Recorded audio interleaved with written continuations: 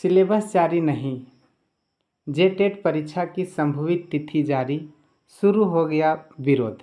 झारखंड शिक्षक पात्रता परीक्षा अपडेट। हाँ मित्रों, झारखंड में 8 वर्षों के बाद जेटेट परीक्षा का आयोजन किया गया है, जिसमें से प्रशिक्षुओं में एक तरफ खुशी, उमंग, उल्लास है, दूसरी तरफ ही हताश, निराश और परेशान भी हैं। तो हताश, निराश, परेशान क्यों है, आइए जानते हैं खबर को विस्तार से। इससे पहले मैं आपसे एक छोटा सा प्यारा सा दुलारा सा रिक्वेस्ट करता हूँ, वीडियो को लाइक करें, शेयर करें और सब्सक्राइब करें।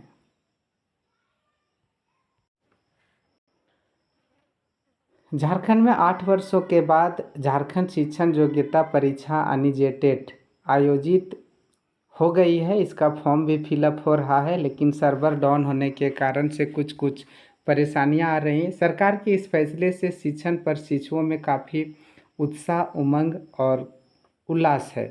एक और उत्साह तथा दूसरी ओर झारखंड के हजारों छात्रों में हताश और निराश की स्थिति उत्पन्न हो गई। ऑल इंडिया डेमोक्रेटिक स्टूडेंट के ऑर्गेनाइजेशन के राज्य सचिव सोहन महतो व जिला अध्यक्ष जीवन कुमार ने बयान जारी करते हुए ये कहा है कि झारखंड में संभावित तिथि जो है वो जारी तो कर दी गई है कि सितंबर माह के दूसरा सप्ताह में परीक्षा लिया जाएगा, लेकिन इससे पहले ये नहीं बताया गया है कि इसका सिलेबस क्या होगा, इसके प्रश्न का आधार क्या होगा, कहाँ तक इस प्रश्न को उठाया जाएगा, ये कोई पता नहीं। यानी समुंदर से मोती निकालने जैसा है। अब समुंदर में तैराक कहाँ तैरेगा, इसका कोई था पता नहीं है।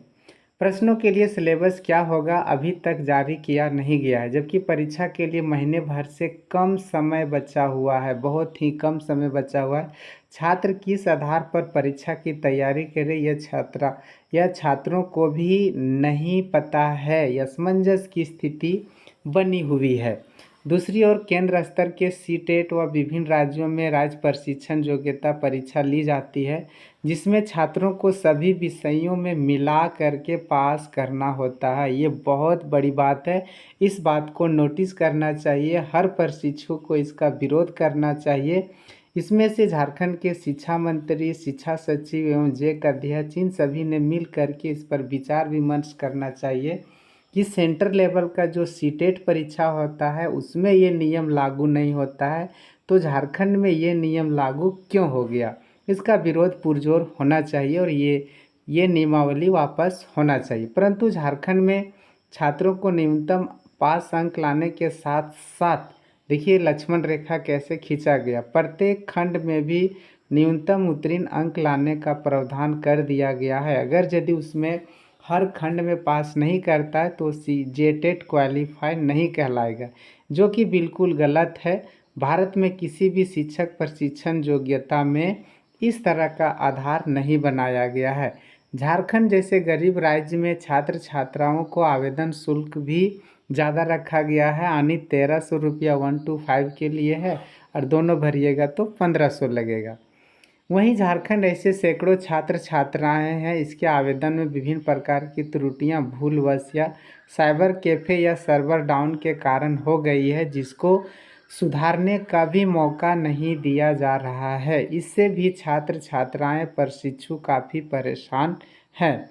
एक तो इतने लंबे समय के अंतराल में इस परीक्षा का आयोजन किया जा रहा है, यानी 8 वर्षों के बाद ये परीक्षा का आयोजन किया जा रहा है। और चट मंगनी पट भिया, बुजुर्गों का एक कहावत था कि चट मंगनी पट भिया, यानी फॉर्म भरो, कोई टाइम नहीं, कोई सिलेबस नहीं, कोई मौका नहीं, तुरंत परीक्षा में आप बैठो। ये चट मंगनी और पट भिया का कहावत सटीक बैठता है।